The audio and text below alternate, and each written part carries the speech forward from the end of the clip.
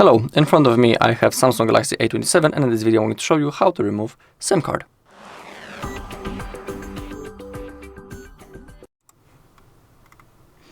Okay, to do it, all you gotta do is to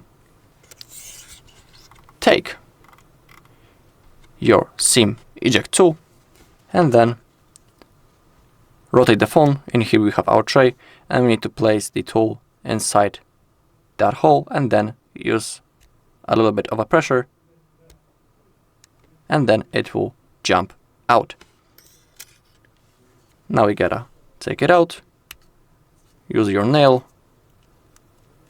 Okay, and as you take a look, the SIM card actually has already jumped out from the slot, and that's how you can easily take it out. Now you can place it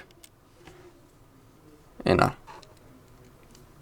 place next to us, and now let's enter the SIM card tray back in. Don't use too much pressure, simply make sure that you're putting it from the right side, and then it will gently go in. Alright, and that's all in this video. Thank you all for watching. If you found this video helpful, please leave a like, comment and subscribe.